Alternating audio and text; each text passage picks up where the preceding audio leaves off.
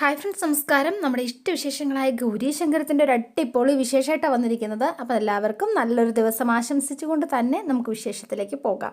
ഇന്ന് നല്ല അടിപൊളിയാണ് കേട്ടോ. ഇനി എല്ലാം കലങ്ങി തെളിഞ്ഞ് നമ്മുടെ ശങ്കറും ഗൗരിയും കൂടെ ഒന്നാകുകയാണ്. അപ്പോൾ നമുക്ക് നേരെ വിശേഷത്തിലേക്ക് തന്നെ പോയാലോ. അപ്പോൾ വേണ്ട ശങ്കറിനോട് ആകെ ദേഷ്യപ്പെട്ട് നിൽക്കുകയാണ്. അപ്പോൾ ഗൗരി സകല സമനിലയും തെറ്റിയതുപോലെ അവസ്ഥയായി. അപ്പോൾ ഗൗരി ദേഷ്യപ്പെട്ട് ചോദിക്കുകയാണ്, ഞാനൊന്ന് ചോദിച്ചോട്ടെ, കല്യാണം കഴിഞ്ഞ ശേഷമാണ് ധ്രുവൻ തട്ടിക്കൊണ്ട് പോയെങ്കിൽ ശങ്കർ എന്ത് ചെയ്യുമായിരുന്നു? നമ്മൾ അല്ലെങ്കിൽ വിവാഹ ബന്ധം എന്ന് പറയുന്നത് പരസ്പര ബന്ധത്തിൽ അല്ലെങ്കിൽ പരസ്പര വിശ്വാസത്തിൽ ഉറച്ചു നിൽക്കണം. നമ്മൾക്കിടയിൽ പരസ്പര വിശ്വാസത്തിന് ഒരു സ്ഥാനവുമില്ല ശങ്കർ. അതുകൊണ്ട് ഞാൻ ഒന്ന് തീരുമാനിച്ചു എന്ന് പറഞ്ഞു. അപ്പം ശങ്കർ ഒന്നും മിണ്ടിയില്ല, ഇങ്ങനെ നോക്കി നിൽക്കുകയാണ്. അവസാനം ഗൗരി നേരെ ചെന്നു. എന്നിട്ട് ഉള്ള ബാഗും ഡ്രസ്സും പാക്ക് ചെയ്ത് എല്ലാം എടുക്കുകയാണ് കേട്ടോ. എന്നിട്ട് ബാഗ് പാക്ക് ചെയ്തെന്ന് നോക്കി ശങ്കർ ഇങ്ങനെ ഒന്നും പ്രതികരിക്കാതെ ഇങ്ങനെ നിൽക്കുകയാണ്. എന്നിട്ട് നേരെ ശങ്കറിൻ്റെ മുന്നിലേക്ക് വന്നു. ഞാൻ ഇറങ്ങാണ്. ഇനി ഞാൻ ഒരു നിമിഷം ഇവിടെ നിൽക്കുന്നില്ല. ഇനി നമ്മൾ ഒന്നിച്ച് ജീവിക്കുന്നത് ചിലപ്പോൾ ബുദ്ധിമുട്ടായിരിക്കും. അത് എല്ലാവർക്കും ബുദ്ധിമുട്ടായിരിക്കും. അത് വേണ്ട. അതുകൊണ്ട് എന്നേക്കുമായി ഞാൻ ഇവിടുന്ന് പോവാ, നമുക്ക് പിരിയാം. ശേഷം ശങ്കറിനോട് യാത്ര പറഞ്ഞ് ഗൗരി അവിടെ നിന്ന് ഇറങ്ങിപ്പോവാണ്. അത്രയും നേരം ശങ്കർ മിണ്ടാതെ നിന്നിട്ട് നേരെ ഗൗരിയുടെ പുറകിനെ ഓടി ചെല്ലാണ് കേട്ടോ.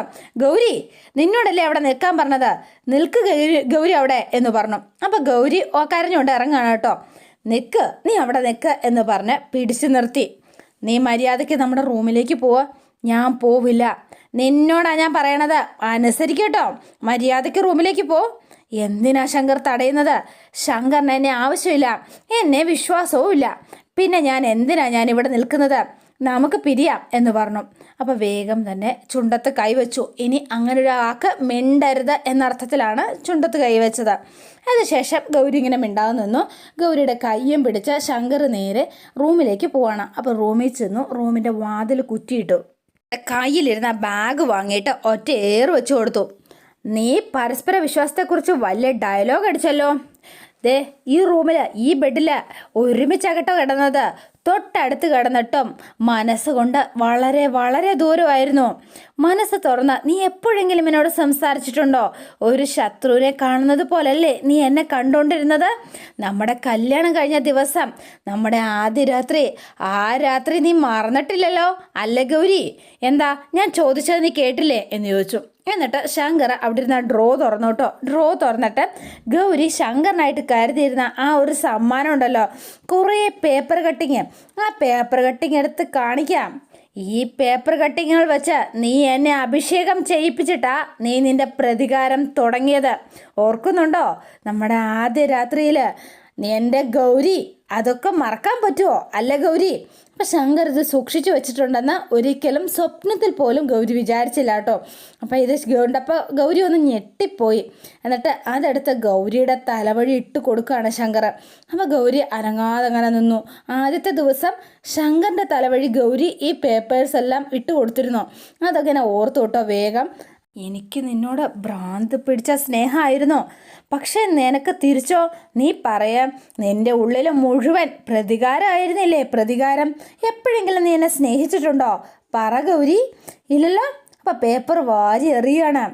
എൻ്റെ പ്രതികാരത്തിൻ്റെ തീയിൽ തെട്ടുപോകാതെ ഞാൻ എൻ്റെ പ്രണയം കാത്തു സൂക്ഷിച്ചില്ലേ? നീ എന്നോട് കാണിച്ച വെറുപ്പ്, അകൽച്ച, ഈ ലോകത്ത് നീ എന്നെ ഏറ്റവും കൂടുതൽ വെറുക്കുന്നത് എന്നെയാണെന്ന് നീ എൻ്റെ മുഖത്ത് നോക്കി പറഞ്ഞില്ലേ? എന്താ ശരിയല്ലേ ഞാൻ പറഞ്ഞ ഓരോ കാര്യങ്ങളും? അല്ലെന്ന് നിഷേധിക്കാവോ? നീ നിൻ്റെ മനസ്സിൻ്റെ വാതിലുകൾ എൻ്റെ മുന്നിൽ കൊട്ടി അടയ്ക്കായിരുന്നില്ലേ? നിൻ്റെ മനസ്സിൽ എന്തുട്ടാണെന്ന് എനിക്കറിയില്ലായിരുന്നു. എങ്ങനെ അറിയാനാ? പിന്നെ ഞാൻ എങ്ങനെയാ ഗൗരി നിന്നെ ഞാൻ വിശ്വസിക്കാം? എങ്ങനെ വിശ്വസിക്കണം എന്ന് ചോദിച്ചു.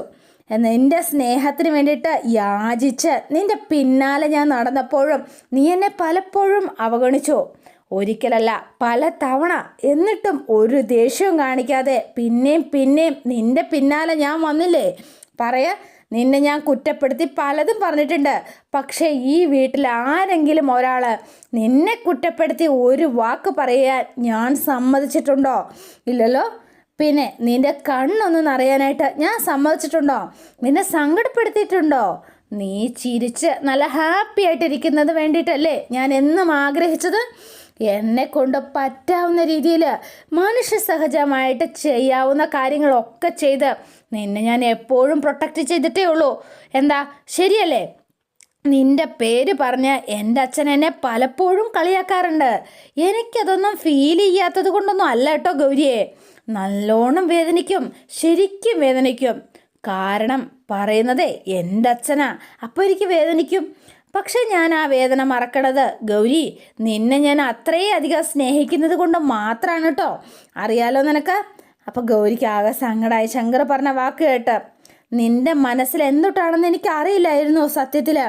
ഒരാളുടെ മനസ്സ് ചൂഴ്ന്നു നോക്കാനൊന്നും എന്നെക്കൊണ്ട് പറ്റില്ലല്ലോ ഗൗരി.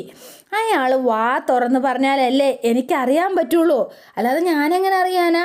നീ ഒരക്ഷരം വേണ്ടില്ല. ഇന്ന് ജീവിതത്തിൽ ആദ്യമായിട്ടല്ലേ നീ മനസ്സ് തുറന്ന് എന്നോടൊന്ന് സംസാരിച്ചത്. നീയല്ലേ? അല്ലേ ഗൗരി പറയ എന്ന് പറഞ്ഞു. അപ്പോൾ ഗൗരി ഇങ്ങനെ നോക്കിയിട്ടോ, നീ എത്രത്തോളം സ്നേഹിക്കുന്നുണ്ട് എന്ന് ഇപ്പോഴാ ഈ നിമിഷ എനിക്ക് മനസ്സിലായത്.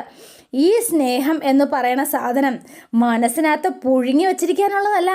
അതെല്ലാവർക്കും വിരിച്ചു കാണിക്കണം, അല്ലെങ്കിൽ അത് പുറത്ത് കാണിക്കണം, അല്ലെങ്കിൽ അത് ക്ലാവ് പിടിച്ചു പോവും.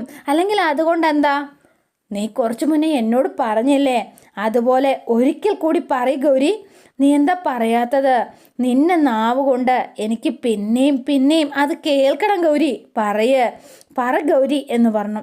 അപ്പോൾ ഗൗരിക്ക് ഭയങ്കര സന്തോഷമായി, മനസ്സൊന്ന് തണുത്തു. ഞാൻ എൻ്റെ ശങ്കറിനെ സ്നേഹിക്കുന്നു, ഒരുപാട് സ്നേഹിക്കുന്നു, ഒരുപാട് സ്നേഹിക്കുന്നു എന്ന് പറഞ്ഞു. അപ്പം ശങ്കർ ആളാകെ മാറി, വേഗം മനസ്സൊക്കെ റിലാക്സായി. പിന്നെയും നീ വേറെ എന്തോടെ പറഞ്ഞില്ലേ, അതോട് പറയേ, ഒന്ന് പറഞ്ഞേ കേൾക്കട്ടെ. വാക്കുകളിൽ ഒതുക്കാൻ കഴിയാത്ത അത്ര തീവ്രമായി ഞാൻ എൻ്റെ ശങ്കറിനെ സ്നേഹിക്കുന്നു, അതിനേക്കാൾ ഉപരി ഞാൻ സ്നേഹിക്കുന്നു. അത് മാത്രമല്ല, അതല്ല വേറെയും പറഞ്ഞു. വേറെ എന്തോ കൂടി നീ പറഞ്ഞിരുന്നു, അത് പറയേ ഗൗരി. അപ്പോൾ ഗൗരി ഇങ്ങനെ കുറേ നേരം നോക്കിയിട്ടോ, എനിക്കത് കേൾക്കണം ഗൗരി, നീ ഒന്നുകൂടി എൻ്റെ ശ്വാസം പോലെ, എൻ്റെ പ്രാണം പോലെ. എന്തിന്? ഞാൻ എൻ്റെ ശങ്കറിനെ സ്നേഹിക്കുന്നു. എൻ്റെ ജീവിതത്തിൽ ഏറ്റവും അധികം ഞാൻ എൻ്റെ ശങ്കറിനെ സ്നേഹിക്കുന്നു എന്ന് പറഞ്ഞു. അപ്പോൾ വേഗം തന്നെ ശങ്കറിൻ്റെ മനസ്സൊക്കെ തണുത്തു. ആളാകെ പഴയ റൊമാൻറ്റിക് ഹീറോയിലേക്ക് വന്നു കേട്ടോ. എന്നിട്ട് ഗൗരി ഒന്ന് കരയാണ്. അപ്പോൾ ഗൗരിയെ ചേർത്ത് പിടിച്ചു. അപ്പോൾ ഗൗരിയുടെ മുഖത്തൊക്കെ കയ്യിലിങ്ങനെ വെച്ച് അപ്പോൾ ഇങ്ങനെ തൂത്ത് കൊടുത്തു.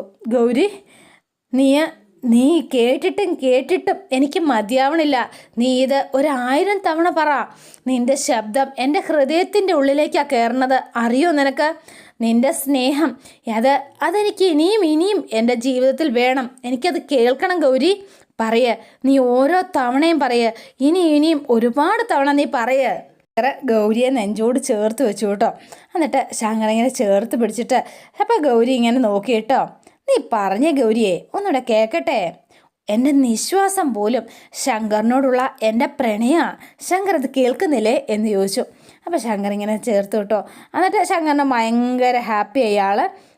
നമ്മുടെ ഗൗരിയെ ഇങ്ങനെ നോക്കി ആളാകെ ചെയ്തു. അപ്പോൾ രണ്ടുപേരും ഭയങ്കര റൊമാൻറ്റിക് ആയിട്ട് ഇങ്ങനെ നിൽക്കുന്ന സമയത്താണ് നമ്മുടെ സ്വർഗത്തിലെ കട്ടുറുമായിട്ട് രാധാമണി വരുന്നത്. ശങ്കറേ നീ ഒന്ന് വാതിൽ തുറന്നേ എന്ന് പറഞ്ഞു. നീ എന്താ അവിടെ ചെയ്യണത്? ഒന്ന് വാതിൽ തുറക്കടാ. ഓ, നശിപ്പിച്ചു പാവ ശങ്കർ. ആകെ ദേഷ്യപ്പെട്ട് ഇറങ്ങി പോവാണ് കേട്ടോ. ഈ അമ്മയ്ക്ക് സ്വർഗത്തിലെ കട്ടുറുമ്പായിട്ട് വന്നോളൂ, ഒരു കാര്യവും ഇല്ലെങ്കിൽ എന്ത് ചെയ്യുമെന്ന് പറ. അപ്പം ശങ്കർ വേഗം ചെന്ന് വാതിൽ തുറന്നു. എന്നിട്ട് അമ്മയുടെ അടുത്തേക്ക് ചെന്നിട്ട്, എന്തിട്ടാ അമ്മേത്, ഒരു മര്യാദയൊക്കെ വേണ്ടേ? ഞങ്ങൾ ഭാര്യയും ഭർത്താവും ഒന്ന് സ്വസ്ഥമായിട്ട് സംസാരിക്കുന്നതിനിടയ്ക്ക് അമ്മയ്ക്ക് എന്തിട്ട് അതിനകത്ത് കാര്യം? അമ്മയുടെ ഈ എൻട്രി ഉണ്ടല്ലോ, അത് അനവസരത്തിലാണെന്ന് അമ്മയ്ക്ക് അറിയില്ല. അത് ഈ സമയത്തായിരുന്നില്ല. ഇങ്ങനെ തിപ്പം നിലവിളിക്കാൻ എന്താ ഉണ്ടായത്? നീ ചാടാതെ നീ ഒന്ന് അവിടെ അടങ്ങി നിൽക്ക്. ഞാൻ വന്നത് വിളിച്ചത് കൊണ്ട് നിനക്കെന്താ വല്ല നിധി നഷ്ടപ്പെട്ടോ?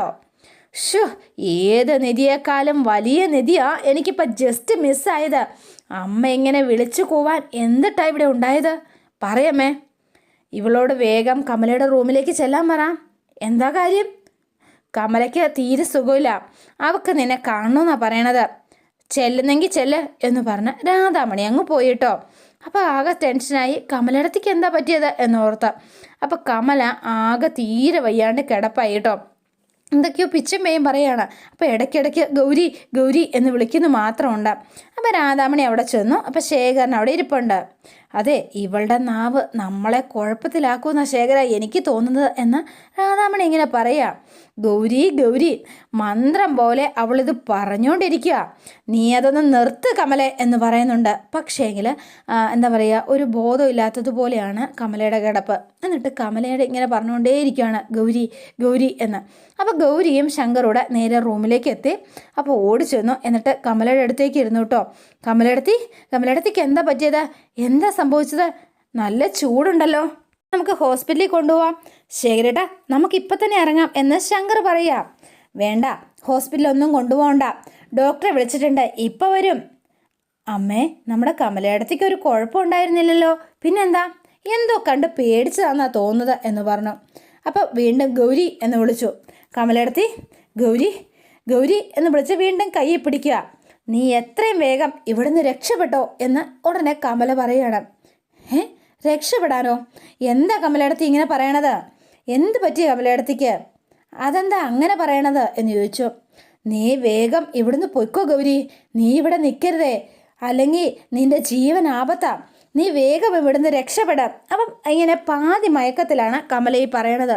അപ്പോൾ ശേഖരനും രാധാമണിയും ആകെ വിഷമിച്ചിങ്ങനെ നിൽക്കുകയാണ്. ഇവൾ എന്തെങ്കിലും വായിൽ നിന്ന് വീണാൽ ശങ്കറും അവിടെ നിൽപ്പുണ്ട്, തീർന്നു എന്ന് കൂട്ടിവെച്ചാൽ മതി. അപ്പം വീണ്ടും കമലയിടത്ത് ഇങ്ങനെ, ഏട്ടത്തി എന്താ പറ്റിയത്? നീ ടെറസിലേക്ക് പോവരുത്, നിനക്കത് അപകടമാണ്, നീ ഒരിക്കലും ടെറസിലേക്ക് പോവരുത് എന്ന് പറഞ്ഞു. അപ്പം വീണ്ടും ഇങ്ങനെ പറഞ്ഞു, നീ അങ്ങോട്ട് പോവല്ലേ ഗൗരി? ഇല്ല കമലയിടത്തി, ഞാൻ ഒരിടത്തേക്ക് പോണില്ല, ഞാൻ കമലയിടത്തിയുടെ അടുത്ത് തന്നെ ഇരുന്നോളാം കേട്ടോ. കമലയിടത്തി വിഷമിക്കണ്ട, ഞാനിതേ കമലയിടത്തിയുടെ കൈ തന്നെ പിടിച്ച് ഞാൻ ഇവിടെ തന്നെ ഇരുന്നോളാം എന്ന് പറഞ്ഞ് ഗൗരി ഇങ്ങനെ അടുത്തിരിക്കുകയാണ്. അപ്പോഴേക്കും ഡോക്ടർ വന്നു. എന്താ പറ്റിയത്? അറിയില്ല ഡോക്ടർ, എന്തോ കണ്ടോ പേടിച്ചതാണെന്ന് തോന്നുന്നു, എന്തോ പിച്ചുമ്മയൊക്കെ പറയണ്ട്. അപ്പോൾ ഡോക്ടർ വന്നു, എല്ലാം ചെക്ക് ചെയ്തു, ഒരു ഇഞ്ചക്ഷനൊക്കെ എടുത്തിട്ട് ഡോക്ടർ അങ്ങ് എഴുന്നേറ്റ് പോവാണ്. എന്താ പറ്റിയ ഡോക്ടർ എന്ന് പെട്ടെന്ന് ഗൗരി ഇങ്ങനെ ചോദിക്കുകയാണ്. അല്ല, നന്നായിട്ടൊന്ന് ഉറങ്ങട്ടെ, മൈൻഡ് ഒന്ന് റിലാക്സ് ആവട്ടെ. ഡോക്ടർ, ഏട്ടത്തിക്ക് എന്താ പറ്റിയത്? അവർക്കെന്തോ വല്ലാത്ത ടെൻഷൻ ഉണ്ടെന്ന് തോന്നുന്നു. ടെൻഷനോ? എന്തിട്ട് ടെൻഷൻ? ശേഖരേട്ടാ, എന്തിട്ടാ ഉണ്ടായത്? നിങ്ങൾ തമ്മിൽ എന്തെങ്കിലും പ്രശ്നം ഉണ്ടായോ? എന്ത് പ്രശ്നം? ഞങ്ങൾ തമ്മിൽ ഒരു വഴക്ക് പോലും ഉണ്ടായിട്ടില്ല എന്ന് ശേഖരൻ പറയുക. ഇപ്പം എന്താണോ കാര്യം? തൽക്കാലം കമലയുടെ കാര്യത്തിൽ പേടിക്കണ്ട, ഇനി നന്നായി ഒന്ന് ഉറങ്ങിക്കോളും. പക്ഷേ ഒന്ന് ശ്രദ്ധിക്കണം, പ്രഗ്നൻസി ടൈമാണ്, മൈൻഡ് എപ്പോഴും നല്ല സന്തോഷമായിട്ടും റിലാക്സ് ആയിട്ടും ഇരിക്കണം, അല്ലെങ്കിൽ അത് കുഞ്ഞിനെ ബാധിക്കും, മനസ്സിലായല്ലോ? അപ്പോൾ ഇത് പറഞ്ഞ ശേഷം ഡോക്ടർ അങ്ങ് പോവാണ്. അപ്പം ഞാൻ ഇറങ്ങട്ടെ, എന്തെങ്കിലും ഉണ്ടെങ്കിൽ വിളിച്ചാൽ മതി. ശേഖരേട്ടാ, നമ്മുടെ പയ്യന്മാരാരെങ്കിലും ഇവിടെ ഉണ്ടോ ഡോക്ടറെ ഒന്ന് വീട്ടിലാക്കാനായിട്ട്? അത് ഞാൻ സെറ്റാക്കിക്കൊള്ളാടാ എന്ന് പറഞ്ഞ് ശേഖരൻ ഡോക്ടറെയും കൂട്ടിക്കൊണ്ട് പോവാണ്. അപ്പം പറഞ്ഞ കാര്യം മറക്കണ്ട, ഒരു ടെൻഷനും കൊടുക്കരുത് കേട്ടോ. എന്നിട്ട് ഡോക്ടർ അങ്ങ് പോയി ശേഖരനും കൂട്ടിക്കൊണ്ട് പോയി. അല്ല, ഞാൻ ഇന്ന് രാത്രി കമലയിടത്തിൻ്റെ അടുത്ത് തന്നെ ഇരിക്കാം എന്ന് ഗൗരി പറഞ്ഞു. ഇന്ന് രാത്രി മൊത്തം ഇവിടെ ഇരിക്കാമെന്നോ? അതെ, അവൾ ഇവിടെ ഇരുന്നോട്ടെ എന്ന് രാധ പറഞ്ഞു. അതിനിപ്പം നിനക്കെന്താ? അല്ലമ്മേ, ഗൗരിക്ക് ഉറങ്ങണ്ടേ? അപ്പം ശങ്കർ ആകെ പ്രതീക്ഷിച്ചിരുന്നതാണ്, എല്ലാം നശിപ്പിച്ചു എന്ന് പറയാം. ഇന്ന് എന്താണെങ്കിലും ഗൗരിയായിട്ടോ ഏറ്റവും സന്തോഷമുള്ളൊരു ദിവസമായിരുന്നു, അത് മൊത്തം നശിച്ചതിൻ്റെ സങ്കടത്തിൽ ആളാകെ ഇങ്ങനെ വെറുലി പിടിച്ച് നിൽക്കുകയാണ്. ഇവിടെയും കട്ടിലുണ്ടല്ലോ, ഇവിടെ കിടന്നുറങ്ങിയാലെന്താ? നിൻ്റെ ഗൗരിക്ക് എന്താ ഉറക്കം വരില്ലേ? എന്താ ശങ്കരേ? അല്ലമ്മേ, കമലയിടത്തേക്ക് ഇപ്പോൾ ഇഞ്ചക്ഷൻ കൊടുത്തിട്ടുണ്ടല്ലോ, കമലയിടത്തെ സുഖമായിട്ട് ഉറങ്ങിക്കോളും, അതിന് വേണ്ടിയിട്ട് ഗൗരി ഇവിടെ ഇരിക്കണ്ട, കുഴപ്പമൊന്നുമില്ല. ഇനി ഗൗരി ഏട്ടത്തിരിക്കണം നിർബന്ധം വല്ലതും ഉണ്ടോ എന്ന് ചോദിച്ചു. അപ്പോൾ ഗൗരിക്ക് ചിരി വരും കേട്ടോ. ഉണ്ടോ ഗൗരി? അല്ല, ഞാൻ ഇവിടെ തന്നെ വേണം ശങ്കർ, അതാ നല്ലത്. കമലയുടെ കാര്യം ഗൗരി നോക്കിക്കോളാം എന്ന് പറഞ്ഞതല്ലേ? അതെ, പിന്നെ എന്തിനാടാ നീ ഇവിടെ നിൽക്കുന്നത്? അല്ല, അത് പിന്നെ നിനക്കൊന്ന് പോയി കിടന്ന് ഉറങ്ങിക്കൂടെ ശങ്കറെ? അപ്പോൾ ഇങ്ങനെ നിൽക്കുകയാണ് ശങ്കർ. ഇവള് കൂടെ ഇല്ലെങ്കിൽ നിനക്ക് ഉറക്കം വരില്ല എന്നുണ്ടോ? അമ്മ എന്തിനാ ഈ ചെറിയ കാര്യങ്ങളൊക്കെ ഊതി വീർപ്പിച്ച് വലുതാക്കാൻ നിൽക്കുന്നത്? അമ്മയ്ക്ക് വേറെ പണിയില്ലേ? അമ്മ ഒരു കാര്യം മനസ്സിലാക്കട്ടോ, ഏട്ടത്തിക്ക് എന്തോ കാര്യമായിട്ട് പ്രശ്നമുണ്ട്. ശരിക്കും കമലയിടത്തേക്ക് എന്താ പറ്റിയതെന്ന് അന്ന് അറിയണ്ടേ? വേറെ എന്ത് പ്രശ്നമാണ്? കമല എന്തോ കണ്ടു ഭയന്നതാ, അത് തന്നെ ഗർഭിണിയായിരിക്കുമ്പം അസമയത്ത് പുറത്തിറങ്ങരുതെന്ന് പറഞ്ഞാൽ കേൾക്കണ്ടേ? ഒന്നാമത് വരുത്തും പോക്കും ഒക്കെ ഉള്ളതാ. അങ്ങനെ എന്തെങ്കിലും മിക്കവാറും കണ്ടിട്ടുണ്ടാവും. പറഞ്ഞാൽ അനുസരിക്കില്ല. ആരോട് പറയാൻ? ഇപ്പം അനുഭവത്തിൽ വന്നപ്പം ഇപ്പം പഠിച്ചില്ലേ, എന്ത് ചെയ്യുമെന്ന് പറ എന്ന് പറഞ്ഞ രാധാമണി അങ്ങ് ഇറങ്ങിപ്പോയി. എന്നാലും ശങ്കറിനൊരു സംശയം. അപ്പം ശങ്കർ ഇങ്ങനെ നോക്കി നിന്നപ്പം ഗൗരിക്ക് ചിരി വന്നിട്ട് പാടില്ല കേട്ടോ. ശങ്കറിനെ നിപ്പ് കണ്ടിട്ട് ഒറ്റ ചിരി അങ്ങ് വെച്ച് കൊടുത്തു.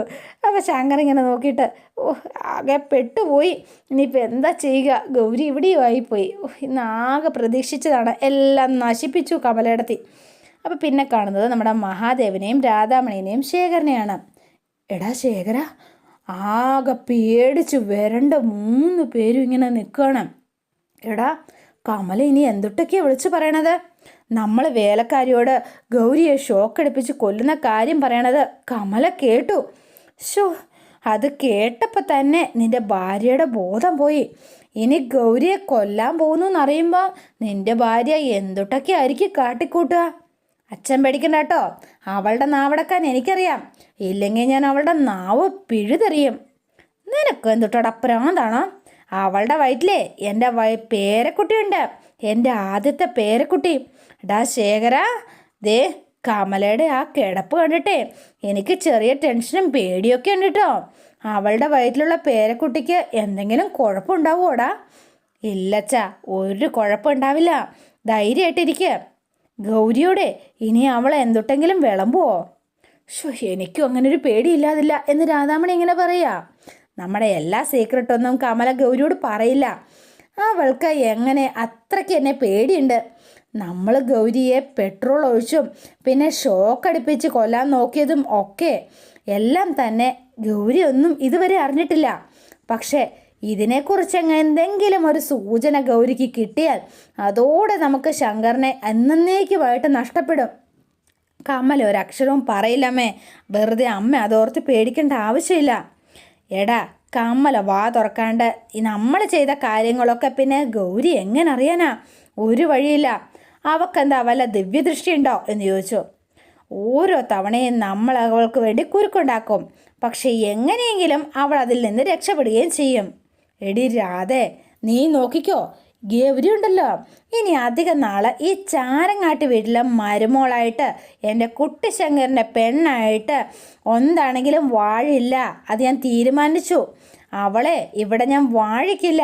ഈ ചാരങ്ങാട്ട് മഹാദേവൻ, മനസ്സിലായോ? അപ്പം രാധയും ശേഖരനും ഒക്കെ കണക്ക് കൂട്ടി ഇങ്ങനെ ഭയങ്കര സന്തോഷത്തിൽ നിൽക്കുകയാണ്. അതുപോലെ തന്നെ പേടിച്ചാണ് നിൽക്കുന്നതും. കമല എന്തെങ്കിലും പറഞ്ഞാൽ തീർന്നു അവരുടെ എല്ലാവരുടെയും ജീവിതം. അപ്പോൾ അങ്ങനെ നിൽക്കുന്നത്. അതോടെയാണ് ഇന്നത്തെ വിശേഷം അവസാനിക്കുന്നത്. ഇനി നാളത്തെ വിശേഷം ഇതിലും ഗംഭീരമാണ്. അപ്പോൾ എല്ലാവരും വെയിറ്റ് ചെയ്യുക. ഇഷ്ടപ്പെട്ടുവെങ്കിൽ ലൈക്ക് ചെയ്യുക, ഷെയർ ചെയ്യുക. തൊട്ടടുത്ത് ആ ബെൽ ബട്ടൺ കൂടെ ഒന്ന് ഞെക്കുകയാണെങ്കിൽ ഞാനിടുമ്പോൾ തന്നെ നോട്ടിഫിക്കേഷൻ ലഭിക്കുന്നതായിരിക്കും. പുതുപുത്തൻ വിശേഷമായിട്ട് എത്താം. Bye and see you again.